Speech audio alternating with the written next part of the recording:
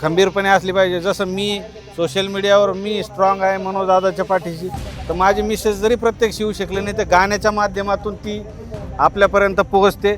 तसंच ही एक जोडी आहे जे फेसबुकवर दोघंही नवनवीन युक्त्या वापरून कशा पद्धतीनं जनजागृती करता येईल असं काम करतात.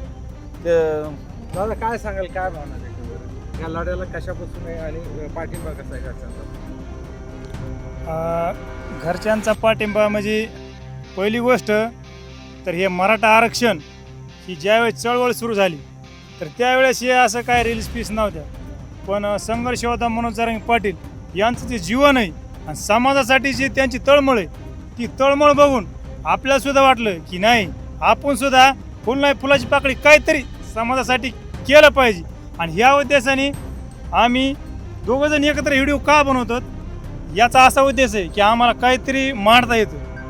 म्हणजे एखादा मी प्रश्न विचारायला तिला सांगता येतं आणि ते समाजापर्यंत त्याचं उत्तर काय आहे किंवा ह्याचा उद्देश काय सांगायचा ह्याला हे समाजापर्यंत जाण्यासाठी आम्ही दोघं सोबत या ठिकाणी रील बनवतो. रीलच्या मागे ताई तुमच्या काय भावना आहे?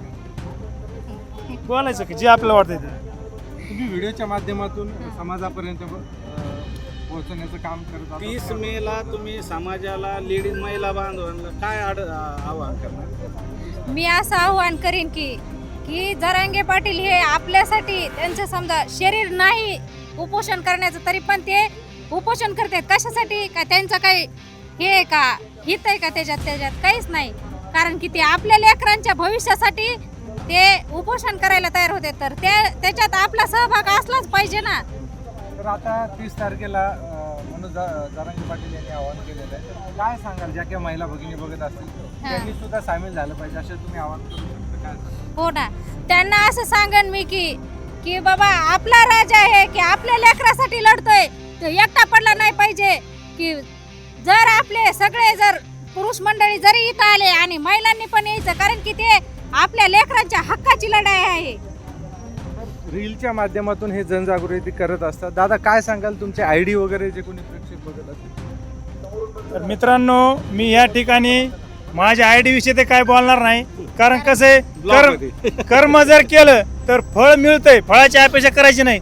जर आपण चांगल्या पद्धतीचं काम केलं, आज आम्ही सोशल मीडियावर व्हिडिओ टाकतो त्या निमित्ताने तुम्ही आमची बाईट तुम्ही घ्यायला म्हणजे हे फळ भेटले का नाही. फळाची अपेक्षा न करता समाजासाठी तत्पर असं कार्य करत राहायचं. आणि ह्या कलियुगामध्ये समुद्रामध्ये हिरा म्हणजे हे संघर्ष योद्धा मनोज जरांगे पाटील हे मराठ्याला सापडले एक हिरा आहे. आणि कुठल्याही परिस्थितीमध्ये किती प्रलोभन आले आणि कितीतरी कुणी काही बी बाहेर दिल्या तरी पण संघर्ष योद्धा मनोज जरांगे पाटीलच मराठ्याचा खरा राज आहे. आणि हेच ह्या लोकांनी आज समजून घ्यायला पाहिजे.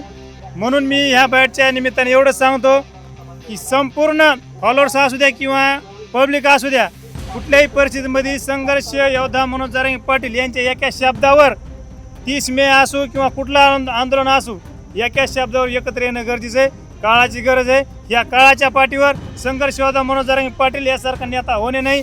सगळे स्वार्थी नेते, सगळे खुर्चीच्या मागं पळतात.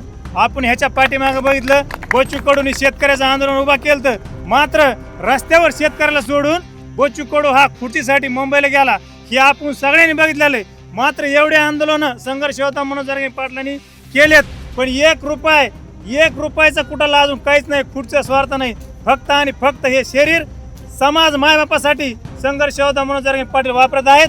आणि त्यांच्या पाठीशी आपल्याला खंबीरपणे उभं राहायचंय आणि ते पण आपल्याच लेकराच्या भविष्यासाठी. म्हणून मी एवढं सांगू इच्छितो की मित्रांनो, काळ आणि वेळ ही ओळखून घ्या आणि संघर्ष योद्धा मनोज जरांगे पाटील यांच्या शब्दावर लाखोच्या संख्येने 30 मेला आंतरवली सराईमध्ये या. सगळ्या एक मिनिट थांबा. सगळ्या